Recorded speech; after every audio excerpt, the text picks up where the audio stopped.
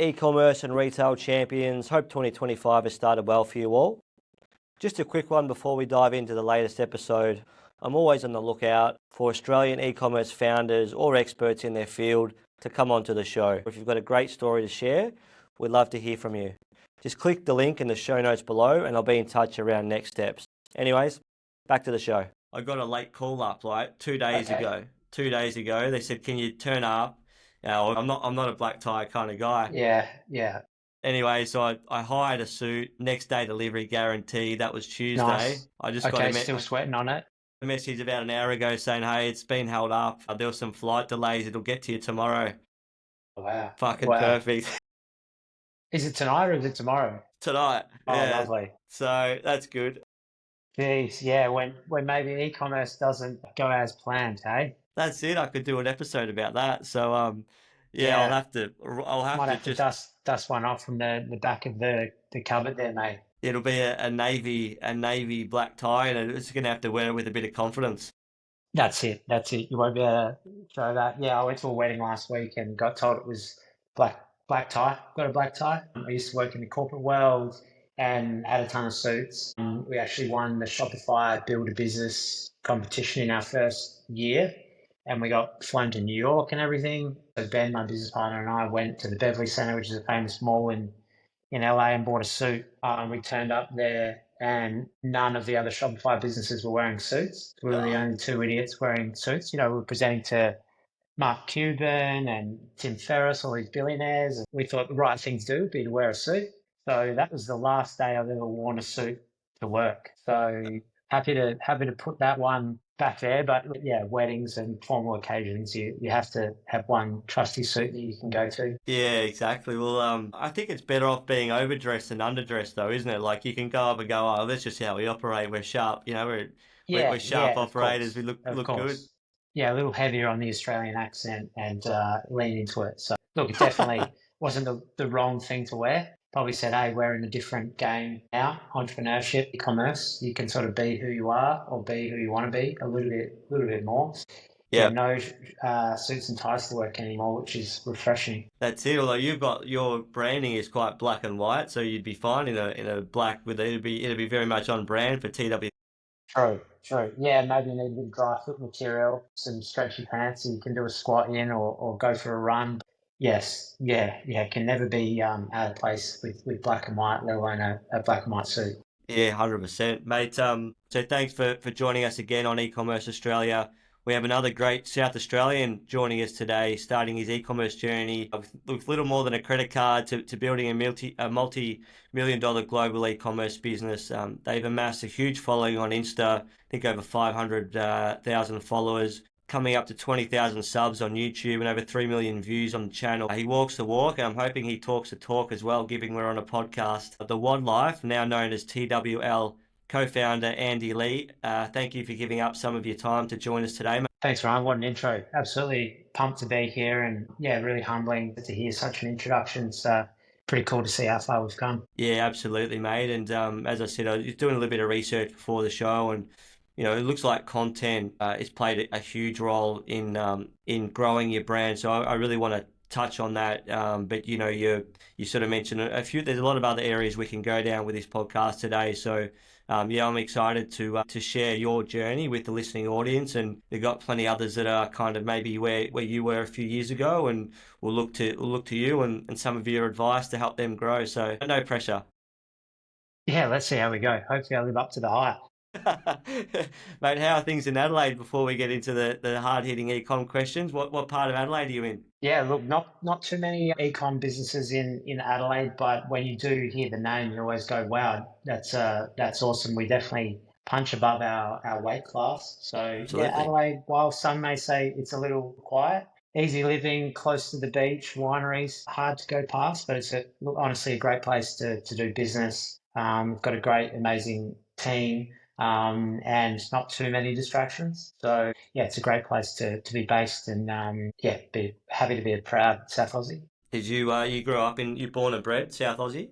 Yeah, born in Adelaide. I spent most of my sort of half of my life here. Dove into the corporate world after university. I worked in Adelaide for my first corporate job. I moved to Melbourne, and then I spent sort of the early days of TWL in the US, which was super cool. Spent a little bit of time in the UK, based out of London as well. And then COVID sort of kept me here back in Adelaide, but it was probably an absolute blessing to come back to Adelaide and to continue to grow the business from here with my co-founder, Ben. Yeah, fantastic, mate. So one of the first questions I had was around your first e-commerce store. Is the WOD Life, as it was known when it first started, was that your first foray into e-com? Yeah, e-commerce for sure. Yeah, I've definitely flirted with buying and selling stuff on eBay in the forums back in the day as well. But yeah, we were lucky enough to land on a Shopify store when we were doing a bit of research. Few competitors back then. It wasn't too much kicking about in Australia, but yeah, basically set up a Shopify website. I think it was free or a super cheap plan back in the day. Had a friend cobble together a logo for us, but yeah, probably cost us a few $100 and set up a Shopify website, and we were off into the races. Yeah, first one ever started, wasn't a venture prior, still doing it almost 12 years on, which is pretty cool. Yeah, outstanding, mate. And so what was the initial goal? Like, where did you think you could grow this thing to? And were you at that time selling other people's products, or or was it always your goal to develop your own? Yeah, it's funny talking about goals and business plans and aspirations, but to be honest, there wasn't really one. Yep. I worked in the corporate world, I was in corporate finance, and I studied far too much at university. So all my learnings and teachings would suggest you've got to sit down, work out a business plan, do a three-way financial model for the next 5 years to understand the requirements. But to be honest, it just started out of a passion. Was working out in a gym. At that stage, it was a CrossFit gym in Melbourne, and would need the products to help us in the gym. I remember walking over to the wall, and there'd be some tangled jump ropes there. And when the double unders, which are famous sort of CrossFit movement, was included in the workout, you'd always sigh because you'd have to go over to the wall and pick out one of these old tangled jump ropes to do your workout. So I actually found that a good mate of mine, Ben, who I went to school with, based in Adelaide, had the same problem as what I did. And we found a rope based in the US. We thought we could just buy one of them. Ecom back then, they wouldn't ship to Australia. They didn't even know how to. So I reached out to them via email, and so he said, hey, just wanting to buy a couple of ropes. I said, we can't do that. You have to open up a wholesale account. How many's wholesale? We only really need 250. So we said, okay, leave it with us. So we ended up talked to each other and said, all right, well, what the heck, let's just do it. Let's buy 50. I'm sure if you go half, I'll go half. We'll sell them to our friends in the gym, and we might get one for ourselves out of it. So Yep.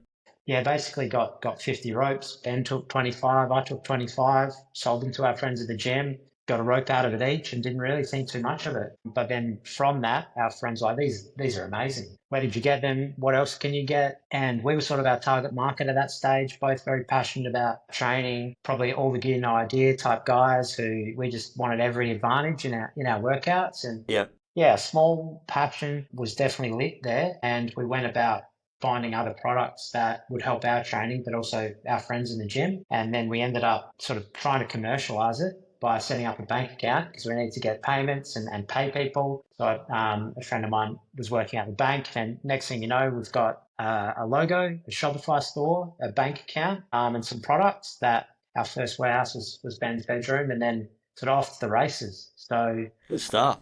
not necessarily how I'd suggest starting a business, but if you've got a bit of an itch, scratch it. You never know where it might take you. Yeah, 100%, mate. I couldn't agree with that more. And so at what stage did it become full time for you guys? Like, were you assuming that was a side hustle for a period of time? Like, at what stage did you think, geez, this is starting to kind of develop into a business where we can kind of put more and more of our effort and focus into? Yeah, definitely didn't start off that way. It was sort of a side project for us, but we celebrated every sale on Shopify as we just won the lottery. Good So on you. that definitely fueled us. Yeah. And I actually had an opportunity to go to the US and live and work over there. I sort of got guaranteed a job. So I went with two suitcases, one with my worldly possessions and another with a suitcase full of suits to work in the corporate world.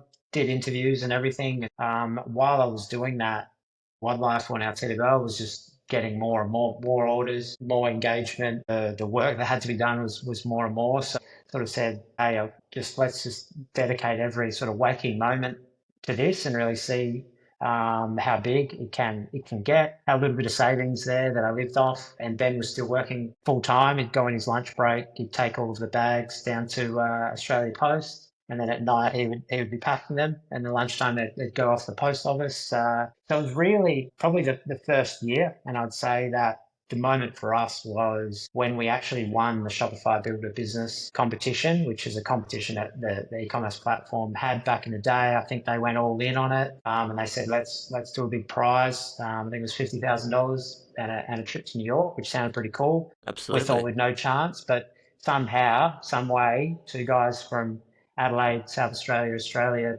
won this competition, and we sort of thought, oh, geez, we might be onto something here. So we threw caution to the wind and both sort of went into it head on. But really, it was living off the classic story of sort of ramen noodles and saving every kind of penny to reinvest into the business so that we could grow it into what it is today. Nice, mate. A couple of questions on that. So obviously you mentioned ramen noodles, but I lived in Adelaide for a little bit. I reckon it's more Farmers Union iced coffee and fruit chocks over there. Mate, you guys love that stuff. That's definitely what we're known for, but it doesn't go so well with the going to the gym. You can stack on a few extra calories there, but definitely a celebratory drink. But yeah, look, coffee definitely built off and partial to fruit choc as well. Mate, how if people haven't been to Adelaide, they probably don't get that joke, but I find it quite humorous, the amount of Farmers Union iced coffee that was around. But two questions. How did you, what was the criteria for winning that award? And then how did you guys grow to that level early on? Like, what was it? Was it off the back of, as I mentioned, it looks like you guys really invest a lot, or you do invest a lot into content and social and providing really good videos for your customers. How did you grow initially outside of sort of friends and family? Yeah, how did you sort of make that first step? Yeah, it's a good question, Ryan. There's a lot of buzzwords going around, especially how to grow a business these days. But for us, it was really rooted in community. And the good thing about fitness is that people love to share their workouts, and the organic element of that was really, really powerful.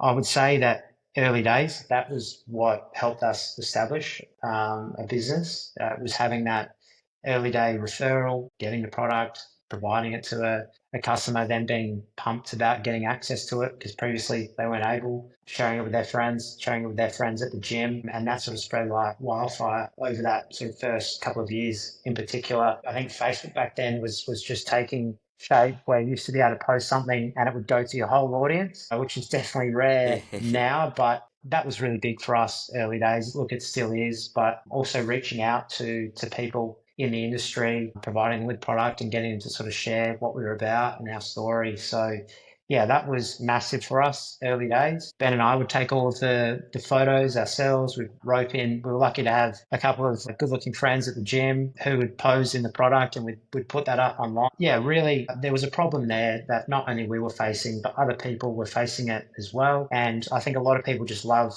what we were doing. Yeah, we were taking a risk, but we were trying to forge a path that would help other people in their sort of fitness journey and working out. And it really resonated, and super grateful for everyone jumping on board and sharing that early days. It's allowed us to continue to grow, but that's been massive. Obviously, content, the whole concept wasn't, we didn't want to necessarily be an e-commerce business. Yep. We really wanted to be a hub to motivate and inspire those on their fitness journey. And it wasn't just selling the product, but it was providing, inspiration and advice about, the right things to wear, the right movements to do, how to recover. That was really big for us as well. Also sharing what was happening in the industry, cool things that were going on, what was happening with athletes. We really wanted to create a hub around the lifestyle that we were living. Yep. And I think that content side of it allowed people to engage with us. They were living a similar lifestyle. They wanted to consume similar type of content. And it definitely helped us grow early days. So content's always been the bedrock. And in addition to that, the community that we are part of has been a huge driving force for us. Yeah, nice one, mate. So let's touch on that community then. How do you nurture and build that community? What are some of the things you're doing? Like, is it still content first, or do you get to the events? Do you do the things that are kind of unscalable, but also help you scale in terms of just being there and chatting to your ideal, customer, and just asking them as many questions as they can, and just sort of being on the ground? Or like, what does building community mean for you guys? Yeah, early days when we didn't have much money, it was definitely getting out as much as we could. We were members of gyms, but also loved to go to other gyms. I definitely traveled a lot, did a lot of drop-ins in gyms, and just listen and talk to people. And I think that was massive for us early days. Got a famous story about how we packed every single last bit of stock into a truck and we drove from Adelaide to Wollongong for an event. And along the way, we said, hey, if anyone's between Adelaide and Wollongong, let us know. We'd love to drop in to come and check out your gym, hear about your story, meet some of your members, and just talk, get to know you. And the amount of people that sort of said, "Hey, yeah, we're located in Wagga Wagga, or we're in Goulburn. We're going to all these places and meeting these people who'd heard of us, which is we thought was the coolest thing ever. Yeah. We'd turn up at the gym and they'd have a sticker on the door. And for us, that was massive because brands are more than just an online store. And I think that's one thing that can be forgotten about is at the end of the day, there's real people, identifying with your brand and your values and buying your product. That for us was massive. And while community is a bit of a buzzword, now from us, it's just been natural and day one. And we're lucky that the fitness community is very, very open and welcoming, and not just in one spot as well. The whole world over, people are always keen to get a workout in with you as well. And the bonds built through sweat are pretty powerful.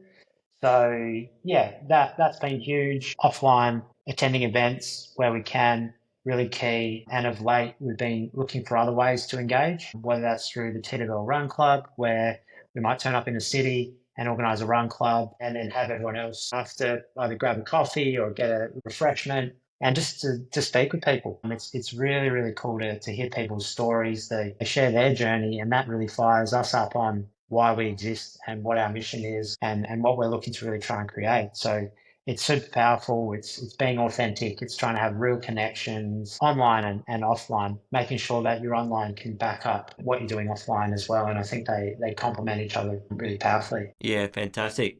Brilliant answer, mate. I love to hear that. That's a pretty cool story. It must be, as you say, yeah, a real sort of not. I hate the word pinch yourself, but like a really good feeling when you turn up at those gyms after from where you guys started, to for them to kind of say, oh, we've heard of you at Wollongong or something, when you just started off in Adelaide. And it's nice to see that reach starts to sort of build up organically. How much value do you put on your content? So I mentioned off the top, you guys are have a massive, huge following on social. I love that you've kind of gone all in on YouTube, because I believe that's probably being the second biggest search engine, underutilized for a lot of e-commerce businesses. But it's also expensive. There is also a cost to generating that amount of content. So how do you justify within the business the amount of content, and the amount of spend that goes into the content versus the ROI? Because it's not always um, you can't always attribute it to the video, but it kind of is getting good cut through. So can you take us behind the scenes of those conversations? Yeah, the content's always king. You're right. There's the ROI is always tough, and in a world of metrics and data and making sure it all stacks up, the brand building element can be quite challenging. And admittedly, we've been through ebbs and flows. Naturally, it was just about trying to create cool stuff that we wanted to watch and listen and engage with. And because we were sort of our target market, and our friends were the target market and the target audience as well, so we sort of knew what we could create. And that does start to get super, not only expensive, but time consuming Yeah. as well. And as you're growing and scaling as a business, how do you do everything really, really well? And that's what I probably found challenging to guide over time with the rise of more channels. And you've got obviously social media, you're talking Facebook Meta, Instagram, TikTok, then you've got YouTube, and then you've got other online content, which is on our site or our blog. There's just so much that you can do. And I wouldn't say that I'm necessarily a patient guy. I want to do it all and I want to do it all now, but we've had to try and be a little bit selective and try and manage the scale with the cost element as well. If we don't think that we can deliver something to the quality that we hold ourselves to, maybe we don't do it. In early days, we did a lot of long form YouTube. Yeah, there wasn't necessarily the ROI there, but we knew that it played a role in building sort of brand advocates. And then we probably found that we were spending a lot of our time on the content and it was taking up a little bit too much. So maybe we pulled back there. But we're finding now that that's coming back around again. We're looking at effectively redeploying a YouTube strategy to showcase more around the brand, behind the scenes of the brand, engaging with athletes and events as well. Because as you touched on, yeah, it's the second largest search engine, but it's also how you build a really powerful audience and people that are really brand advocates. Whilst the ROI might not be there, it's quite often an early touch point. People are searching on Instagram before they buy, so you've got to show up there, do that authentically, and really build a lifestyle around your brand that people want to buy into. And then YouTube as well. I know myself as a consumer, I definitely soak up a lot of vlogs of my favorite brands, my favorite creators, and I'm definitely learning a lot from them because, yeah, the modern age, you can consume so much content and quickly. And it's definitely something that you have to stay on top of. Of course, we've got all of the metrics like engagement, impressions, awareness, and we're trying to tie that back to sort of more intangibles about, okay, is this helping us align with our brand mission, vision, and values? And are we storytelling to our audience? And if it ticks that box, but it might not be an ROI driving thing, do we think it aligns? And if so, we'll go into it. So it's a challenging one, but it plays such a key role as an e-commerce business and being online. You just have to be on top of your content and keep producing with that sort of storytelling and brand building element. Yeah, and I think, as you say, like, if you just think of your own habits, you do like to get to understand or get to know the people behind the brand a little bit and why you support it. And it just helps to get that message across as like, yeah, you love what, TWL are doing, you love what they sell, but you also love what they stand for. And I feel like there's no better channel to do that than YouTube and long form content. Obviously, like if you post shorts are getting a massive amount of sort of views, but the long form content actually is really where you build that kind of brand advocacy and more loyalty, in my opinion, anyway. What's your experience been with influencer marketing? Yeah, again, being in the fitness industry, people love to share their story. They love to share their fitness journey, and that's a great spot for us to be in. Definitely early days, we realized that we could never compete with the big brands of signing your Michael Jordans of the world. So we actually took a more of a grassroots approach as opposed to the best athletes because we knew we couldn't necessarily get them to the brands. Yeah, early days, there was a lot of product seeding in exchange for content, but really it's just feeding out a product to help get the word out there of who we are and what we were doing. Sort of did that naturally. That grew over time, and we started getting a sort of a higher standing in the market. And I remember signing our first athlete as well, which was a great moment. And then we grew an athlete team, running athlete camps, training camps, generating content off the back of it.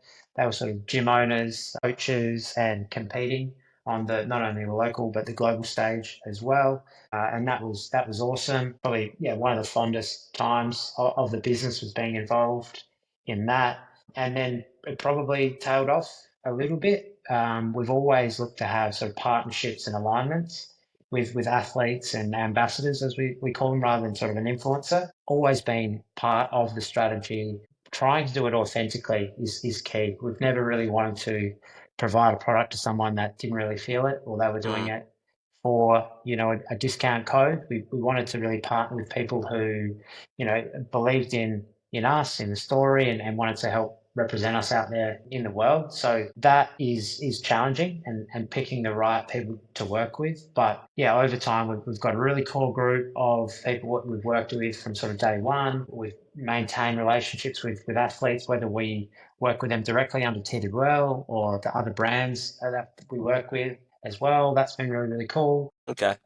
We're set to announce a new athlete in the coming week, which we're super excited about.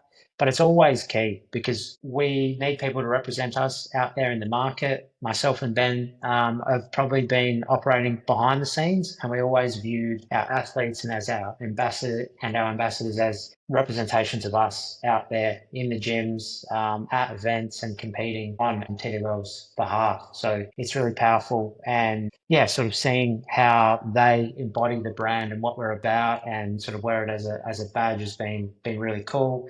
Seeing people that we sponsored early days sort of reach their dreams and using TWL as a vehicle to help people unlock what they're looking to achieve in their life as well. It's been really cool and quite humbling. So Yeah.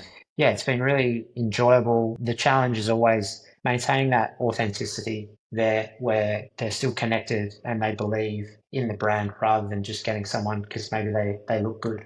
So Yep.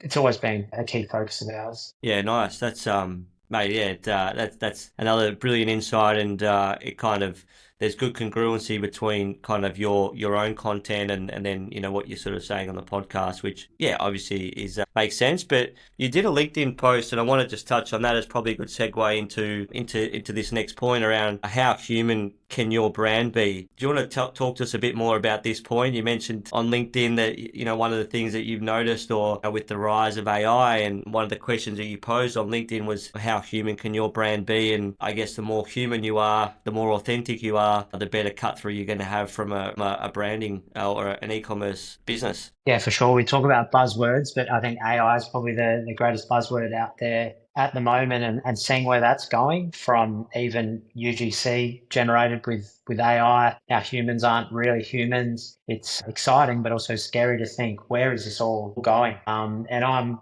forever a student, always learning and open to how to build a brand and how to build a business. And that was just one of the mirrors to me. If AI is having more of a driving force in how we're building brands and businesses, what's the flip side to that? What are we going to lose as a result of that? And look, I'm long on AI. I think it's great, and it's going to be a great unlock for us to try and do some more cool things. And I think one of those things that it can potentially unlock is for us to be more human. You touched on earlier about maybe doing the unscalable things. Maybe AI can allow us to unlock the unscalable things, and authenticity is a big part of our brand. We never really want to lose that. And while AI can do a lot of the heavy lifting for you, it's still important to maintain that.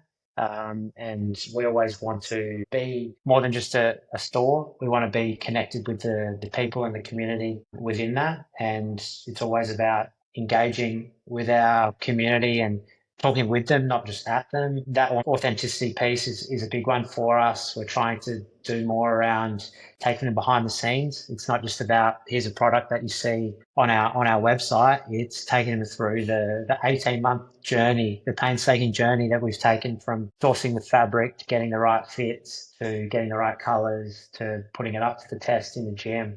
We want to try and do more to showcase that and try and be as real as possible. It's not just about the wins, but it's also showing maybe some of the challenges and the mistakes. And I think that's how people can identify with your brand a bit more and give more of a human element.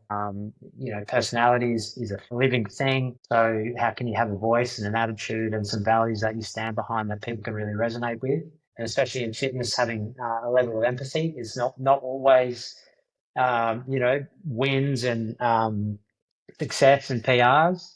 I'm sure on your Ironman journey, not everything's going well. You might have an injury, you might have a setback. It's understanding that that's sort of part of the journey, and we're here with our community to share in that, to pick people up. We sort of see ourselves as the coach in our community's journey. The actual individual is the hero, and we're just the coach. We're cheering them on, we're motivating them, we're picking them up when they maybe don't feel like training, or we're helping them with that right product to give them the inspiration to get back in the gym and train. So we really try and take that human approach, try and ensure that is weaved into everything that we do. Absolutely utilize AI to help unlock some time and resources to be able to do that, but we never really want to lose that human element. It's always been really important for us, and while I'm excited for the future of AI, want to try and keep that human element as core to our brand. Yeah, fantastic. Yeah, again, mate, it's really well answered, and it comes through in your LinkedIn posts and your YouTube and all your content. That congruency is something that really comes to mind. Now I'm sort of speaking with you on the podcast. You mentioned mistakes. What's your biggest mistake that you've made in ecom in the last, or since you guys have been going? How long has it been going? 13, was it 13 years? Yeah, well, I think we're Yeah, coming up to 12 years now. coming up to 12 years. Sorry. Yeah, look, there's definitely been in a few. And would you take a different path? Would you go a different way? Yeah, yeah, possibly. But we're here where we are right now because of all the decisions that we made. There was definitely a lot of risks Mm, involved in some decisions. And look, not every product goes as well as you think it would. Everything is simple from you sign off on a large order and they print the logo upside down on a product. Or yeah, I mean, there's countless investments that we've made that maybe the community or the customer doesn't see on the front end, but we're sort of scratching our head here. But what we've always found is that there's a pivot or a way out and around it, which is that sort of entrepreneurial mindset that we try and have. There's definitely not a book that you can read or a course that you can just go and study. It's just about being in the trenches and learning and being open to that. We definitely don't know it all, and we'll always be faced with mistakes and challenges. Thanks for listening to eCommerce Australia. A quick note to let you guys know I run my own SEO, e-commerce SEO agency in Melbourne, and we'd love to work with you and your brand in growing your organic traffic in 2025. We have a small but select and elite team. Click on the link in the show notes below to start your complimentary free audit. No obligation, just great advice. We'll give you a great overview and some directions for 2025 from a team who cares deeply about your success. Back to the show. Marketing in-house versus sort of agencies, like what's been your experience there and what's worked the best in terms of trying to get that mix right? Yeah, it's a tough one. Probably starting out, you do require a lot more on external, probably because you can't necessarily afford it. And I think it's a good way to go, especially when you don't have that knowledge in house. You look to agencies to how you can partner with them, how they can access what's going out there on in the market because they've got a client portfolio. They maybe see more than just one brand. So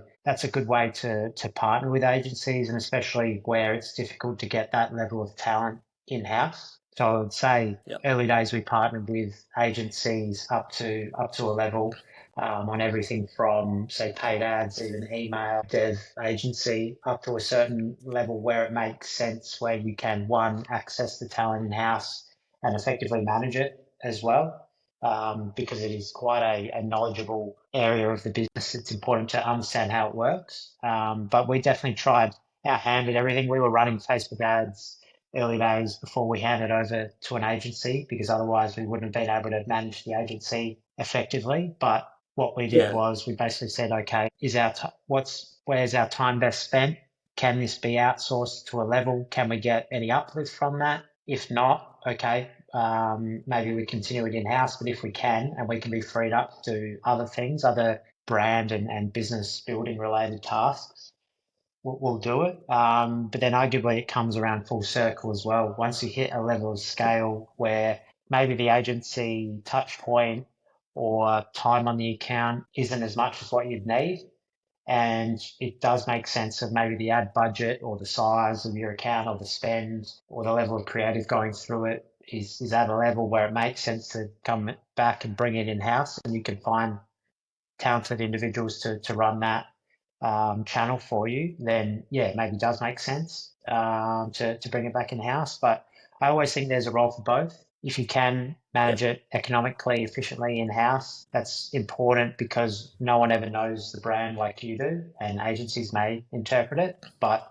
at the same time, agencies have larger access to data, understand what's going on in the market, can always challenge what you're doing as well. So I always think it's good to still have a role with agencies there to help break through maybe your glass ceiling and to challenge what you're doing and to try and improve it. So we still work with Yep. agencies in some areas of the business, but probably a Yep. bit more balance and probably a bit more in-house because we've got the size and scope there. It makes sense. Yeah, exactly. And I think you're spot on there with around, like, at least you had a go before you started using an agency, so you sort of know a little bit about it.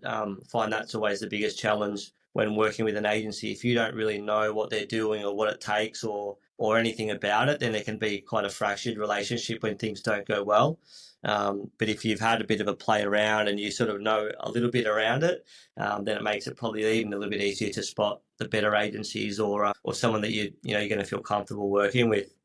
Yeah, sure. Yeah. So how do you acquire new customers in 2025? Pretty broad question, but what's your sort of customer acquisition look like this year? Has it changed from previous years, or is it still sort of performance marketing, word of mouth, getting to events, as we sort of touched on earlier? Yeah, I think it's probably the easiest and the hardest it's ever been. The ad tools and platforms have never been better, but what's required to actually acquire a customer, and not only a customer, but a good customer, definitely Mm, requires a lot more. We've definitely looked to focus to have a balance between online and offline as well. Um, I mean, you can always turn on paid ads and have a ROAS driven formula, but we feel that that really doesn't work these days.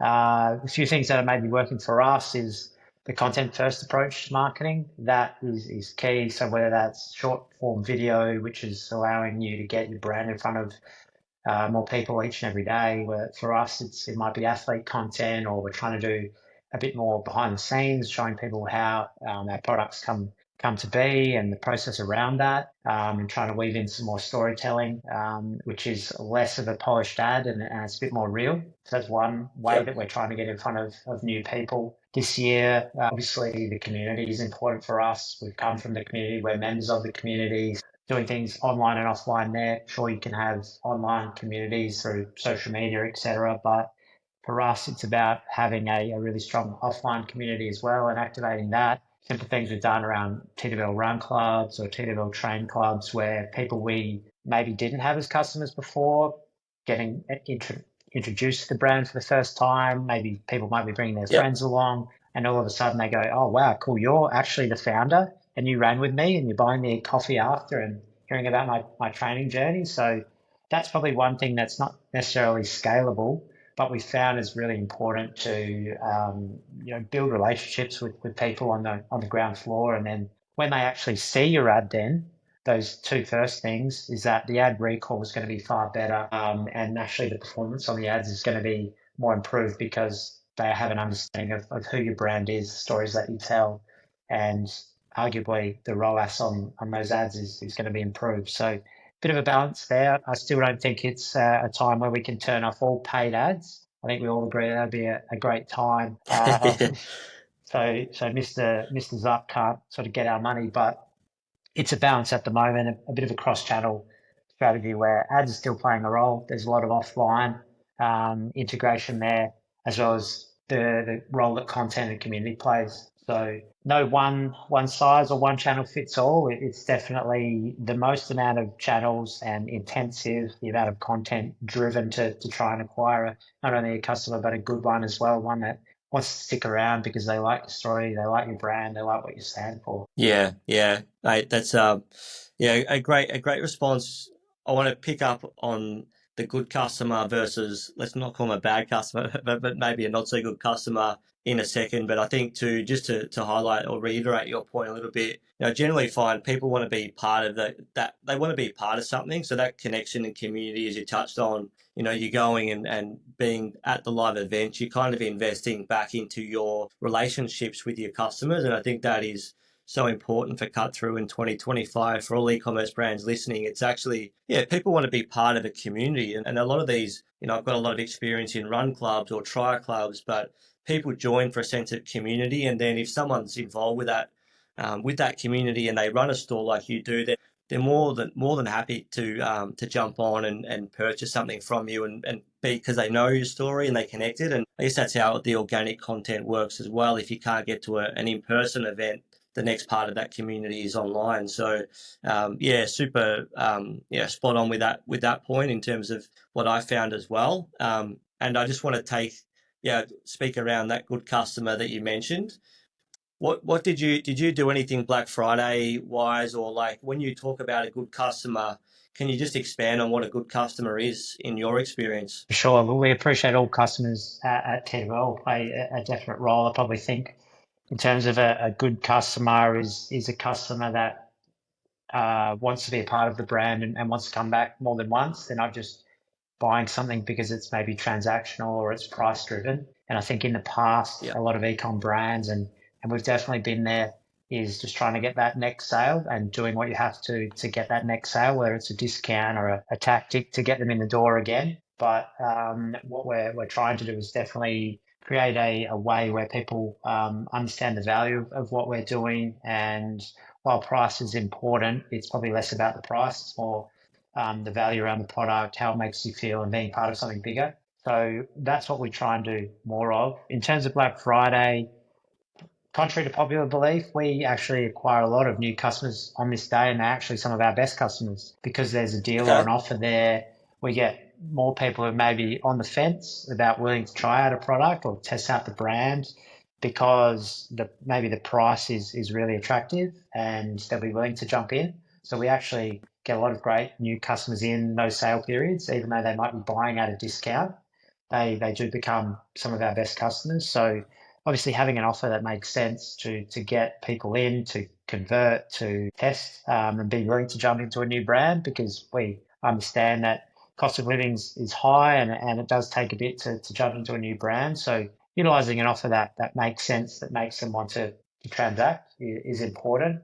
I think for us around Black Friday, trying to develop some new, cool, exclusive product as well. So we look to release a lot of product in and around Black Friday that hasn't been on the shelves before, or hasn't been online before, that maybe no one else has seen. So, for example, we did a lot of new graphic T-shirts, which our community really loved. And yeah, the new and exclusive is really always should be powerful, not necessarily about a huge discount, but something that maybe people can't access outside of that.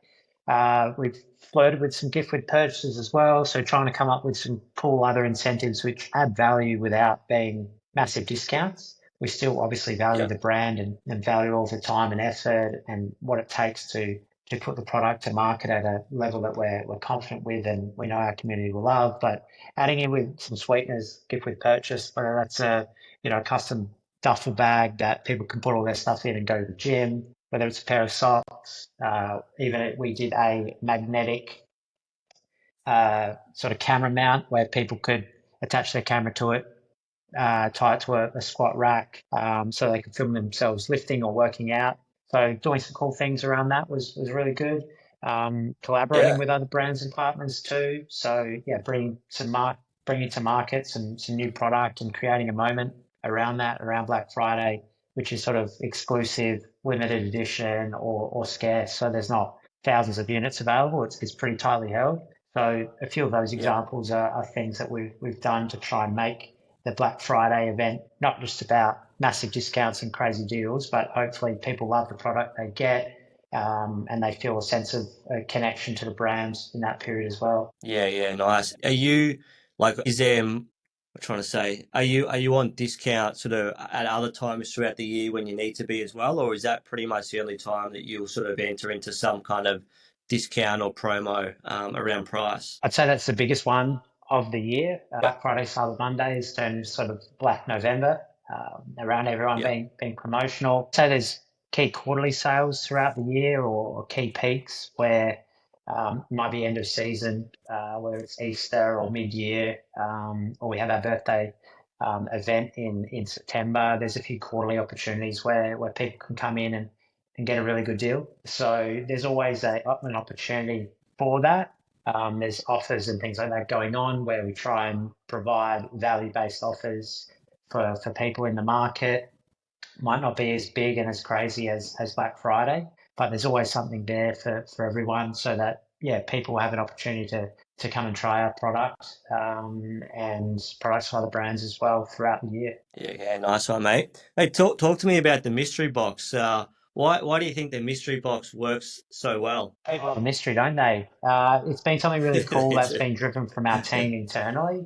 And it is challenging in e-com where I'd probably say that post-COVID era, there's always been a sale and it's just another sale on a sale into another sale. So try to come up with a way which our community and our customers get a lot of value, and it's not as price driven. And while there's a huge value there in terms of you might be getting $200 worth of gear or apparel for a fraction of the price, so it's great value, but it's probably an event and a moment in the calendar where our community and we actually had a lot of new people joined TWL recently off the back of the mystery boxes because maybe they were on the fence and wanted to try it out, but wanted to get a value there. So, there's probably a bit of psychology at play. People love the thrill of the unknown.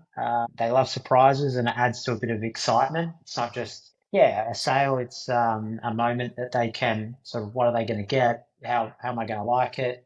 So the thrill of the unknown plays a massive role. Obviously, the value there, we still want to package it up in a way where people are getting some great value. So that was one of the Yeah. big drivers.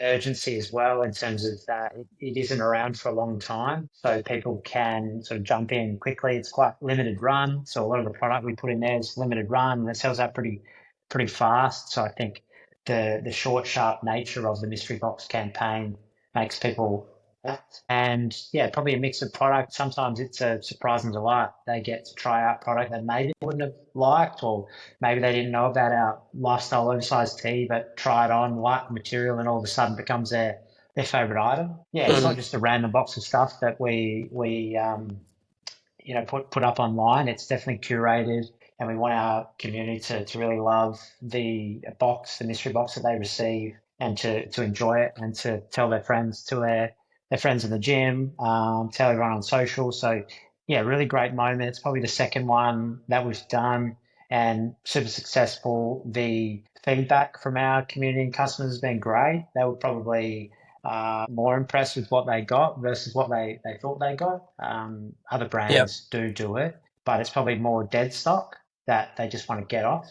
But for us, it's a mix. Yeah, there might be a few items which may be a bit older in our catalogue, but that's probably a small part. It's a lot of it is some limited edition designs, colours in products, even new products that we haven't released to market yet. So I think the unknown factor and the psychology around that probably creates the most excitement, and we never say what's in Yep. there. It's sort of like a lucky dip. So that excitement for people is probably what brings them in, and then the product that we deliver on is what gets them coming back. Yeah, fantastic. So just for those who aren't aware of it, what is it's a price point box at a designated price point, and then do you advertise that there's an X amount of value in that, or like what's the execution of that for those that haven't been on your website as yet? Yeah, good question. It's a value-based box, so we have sort of an introductory level box around that 150 mark, and then a bigger one as well around the 200, 250, and they're both sort of value-based.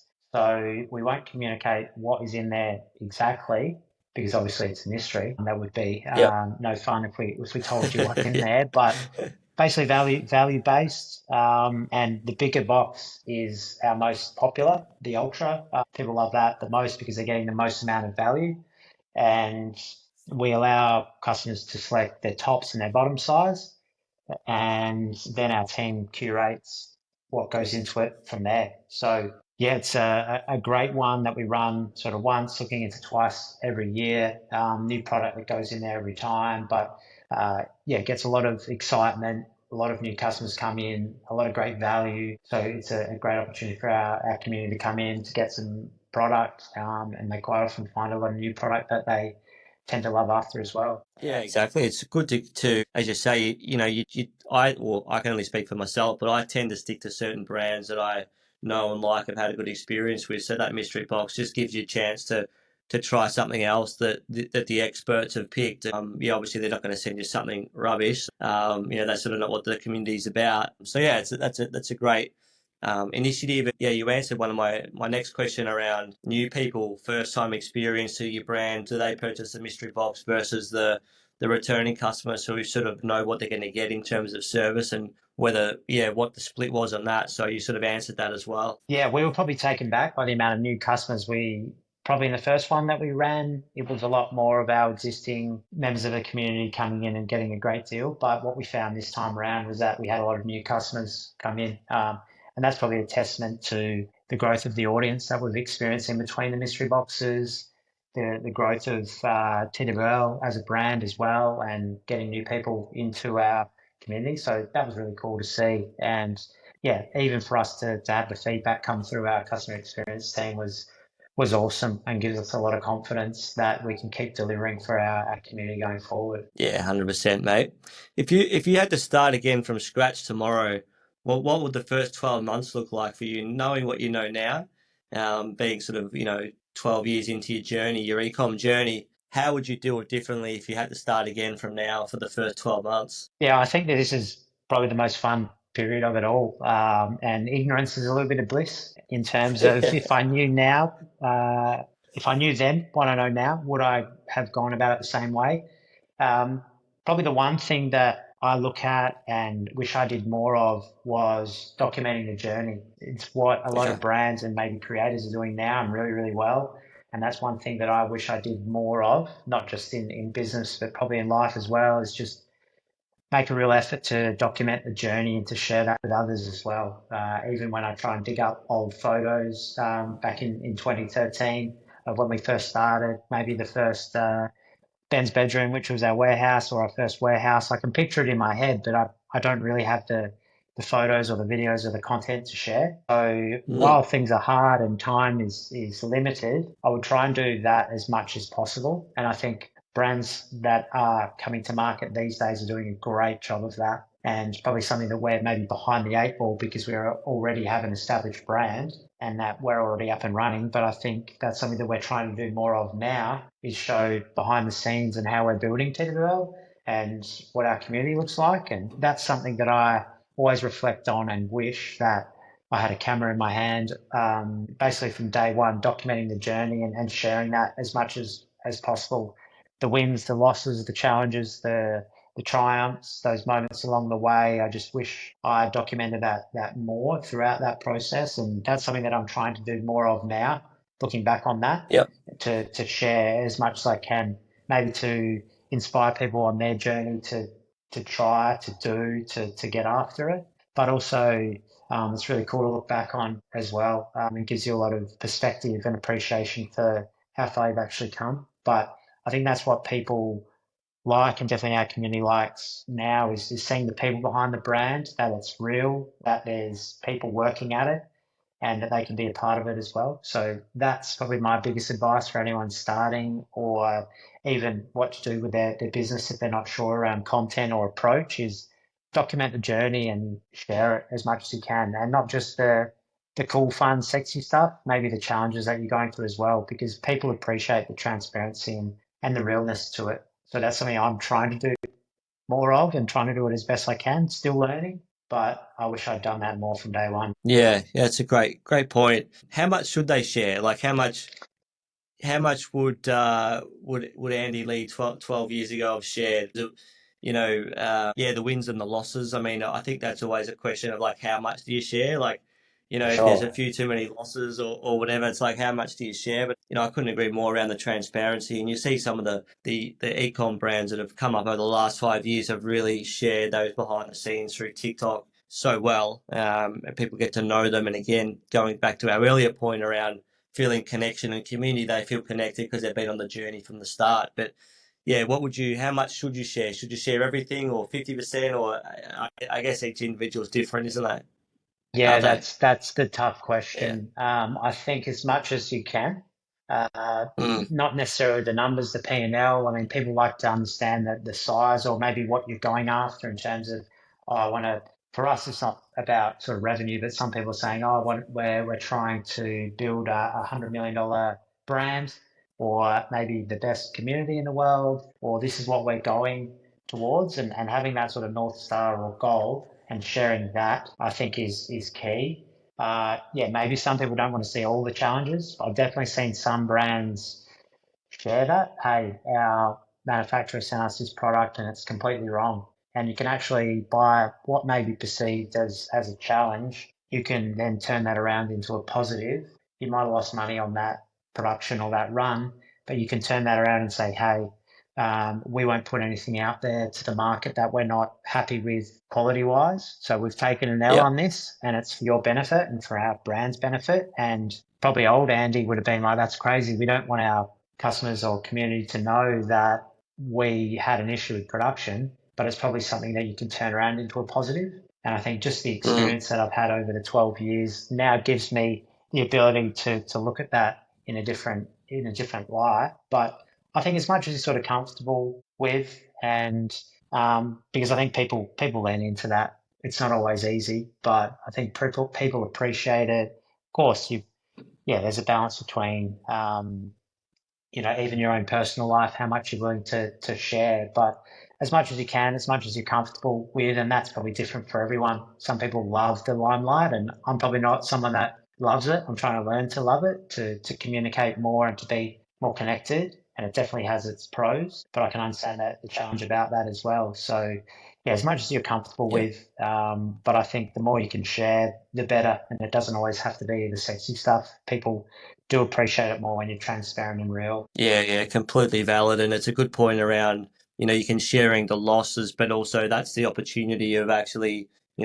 being authentic to your customers and people watching by saying, yeah, hey, this is a lesson we've learned. It hurts us, but it's because we've got a certain standard. So, you can spin most of that, or not spin that, but you can highlight that in terms of how it's a positive for the brand. Last question I have for you, mate. Where do you want to be in 5 years' time? What's TWL building towards, and what are those kind of bigger projections or long term sort of goals for you guys? Yeah, but five years feels like a long time in the future. But we have a North Star goal at TWL that all of our team shares, and we share that with our community outwardly as well. Is that we want to build the best training brand and community in the world, and that's probably a goal that will never be reached. But where would that look like in 5 years? We continue to try and reach as many people on their fitness journey and amongst their training lifestyle as possible. So we continue to build that out and try and get involved with as many different types of training as possible. We've obviously had a rebrand, refresh this year, and that's been a massive launch pad to allow us to touch more people, whether they're training CrossFit, hybrid, high rocks, running. That will continue to evolve, but our goal is to continue to grow our community with as many people as possible, sort of joining us on that journey. So we're still focused there. We have our brand, which we're developing new products each and every day. So seeing advancements in our product, we're investing a lot in the R&D and the innovation, whether that's the fabrics or the types of product that we're developing as well. So really trying to make an impact there of products which are going to make a difference that help people in their training, their performance, and their lifestyle. So that's really key for us. And continuing with the partnerships that we have, we're very lucky to work with some of the best sporting fitness and training brands on the planet, and continuing to build our partnerships out with them. They complement what we do really, really nicely, and whether that's product collaborations, exclusive products, or offline activations, we'd love to be more present at events as well. So we've got that offline element, and do more Yep. community driven activation. So we touched on the run club and the training club earlier, but I'd love to be able to develop that on not only a national scale, but a global scale as well. Being able to turn up in a city and to have members of the community um, attend a run club or a training club just by dropping a pin, and hundreds of people turning up. I think that's something that we're constantly striving for each and every day. And then I wouldn't put retail out of the question as well. While we Yeah. are long on ecom, and we're on an e-commerce podcast talking about online today, I think retail has a role to play. And where we see that is an experiential place where people can experience our brand, the brands that we partner and work with, so they can come in to a place that they feel home, a bit of a destination. They can try on the product, they can test it out, do a workout, and discover new things as well, and also sort of like a community meeting point. So that's something in our 5 year goal that we're striving towards, and really excited about that sort of direction and being able to reach as many people as possible in their fitness journey. Yeah, fantastic, mate. They're big goals, and yeah, I was going to ask about retail and bricks and mortar stores. Obviously, it really helps the ecom. I think the Shopify study come out that I think Geordie Heiss was telling me on a podcast a little while ago that even if you open a bricks and mortar store in whatever location it does, the actual e-commerce of around that area grows because people become aware of it. They come in, they try things on, they touch it, feel it, and they just see it a little bit more, and you're a bit sort of you're more in that area, and then you purchase online as well. So yeah, it can certainly help in that, and mate, that'd be awesome to start to expand and have some really key locations. And you touched on experiential kind of retail, which is kind of the future, as I'm sure you're aware. So yeah, super interesting, mate. I can't wait to follow the journey of TWL now that I've sort of had a good chance and a good chat with yourself. And yeah, really excited by you know the brand and just the way you've articulated things perfectly today. It's not going to be an easy road, as you know, but I'm sure you guys are going to get there. Yeah, thanks, Ryan. Really appreciate the chance to talk ecom. Always up for that. Excited about the direction of the brand, and it's probably moments like this where I get to appreciate sort of what we've built and the people that we've touched so far. Definitely got a long way to go and big aspirations, but yeah, appreciate sort of how far we've come, and hopefully there's a few tips and learnings that I can inspire other people on their ecom journey, or other people within e-commerce. Hopefully there's a few takeaways that can help them on their journey as well. Yeah, absolutely, mate. It's been a heap of takeaways, which we'll clip up, and it'll be a nice little trailer as well. So no, again, appreciate your time, and yeah, looking forward to having you back on the podcast in the years to come. Thanks, mate. Appreciate it. Thanks for your time.